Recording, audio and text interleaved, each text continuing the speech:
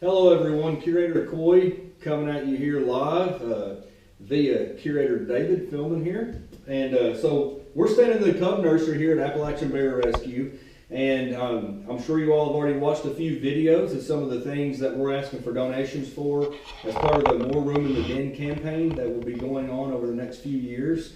And part of the, or one of the things that we're going to be asking for the money, one of the reasons we're asking for some of the money is to upgrade some nursery pens that we're going to have. Now, if you all will recall from watching us on Facebook or seeing our pictures elsewhere, we had two nursery pens in here that were roughly 5 foot long by about 3 foot wide.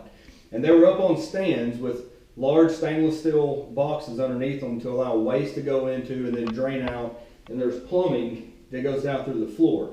Those are really great. We've raised a lot of cubs, or brought a lot of cubs up here, and successfully released those back to the wild. However, the problem is when you have really young neonates, they can't just go right into those. So we've always relied on medium to large size dog crates.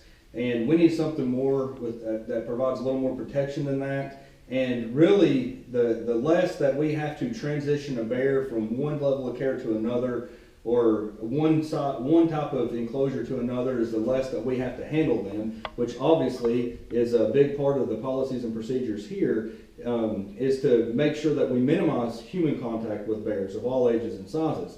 And so what we are wanting to do is use these stainless tubs that we have right here, and we will have these up on either a shelf or more than likely some stainless steel legs as well, or some kind of platform with caster wheels so that we can move those around the nursery as we see fit. As you will see, these were actually used as therapy spas. At one point in time, both of these tubs were donated to us, and in order to save on cost and for labor and materials, we had these laying around, and it worked out really well. If you'll look around, a lot of times you can find what you need. Same thing applies here at Appalachian Bear Rescue, especially being a small town nonprofit trying to save money. As we were looking at designing some nursery pens that look just like this and had these laying around. So basically what we're wanting to do, if you'll look right here, we're wanting to have our welder, West Meadows, custom take this section of this tub off and this section of this tub off, fuse them together, weld these together, and then have a partition, a guillotine, or not a guillotine, but a sliding door about halfway on this tub and another one halfway on this tub. So what we will be able to do then is this will not only allow us to take care of young neonate cubs that arrive, say, 5-6 weeks of age, but it will give them plenty of room as they grow and become weaned from the bottle, and they're starting to lap from a dish. So normally we would move those bears out to, or put them in the nursery pens at that stage. And so, as I mentioned a minute ago, they will come straight, instead of going to a medium to large size dog crate to a nursery pen, they can come straight into these enclosures and stay until they're weaned and actually leave the nursery and go to a cub house, such as the Hartley House. And we have a few more things design-wise that we're wanting to do here. We'll more than likely raise this back wall up some so that the top portion, it'll be 2 different lids.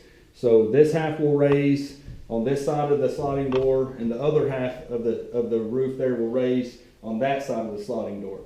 And the cool thing about it is we're going to use some plexiglass material and it will be one way. So, and again, I'll remind everyone watching that these will be at a comfortable height for all curators, short and tall, so that we can walk up, look down at our bear cubs in our care and see them, and them not be able to see us. And they'll have plenty of room to roam around and play as they develop and grow.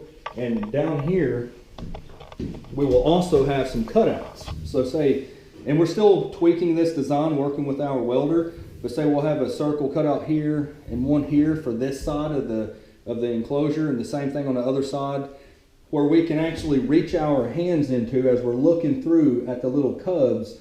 And we'll have specialized gloves on so that, they will feel our touch and everything, but they won't associate that with humans, so that we can bottle feed them from, say, when they're this big at 5 or 6 weeks of age, all the way up until they're weaned.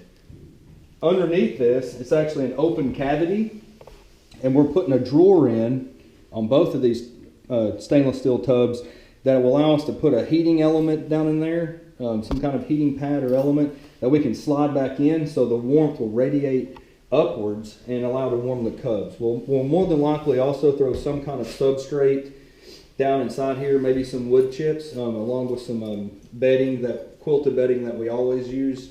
But we just strongly feel that this is going to be the best possible way to take care of these little bears. And from when they first arrive at a very young age all the way up until they're weaned.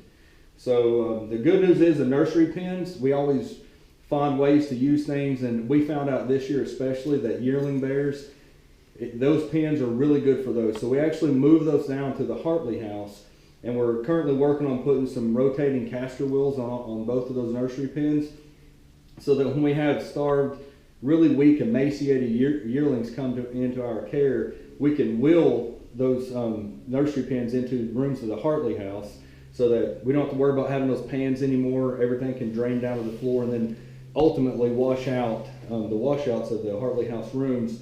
But we just strongly feel that those are more capable of caring for those starved yearlings and possibly any overflow of cubs that we could receive in the future.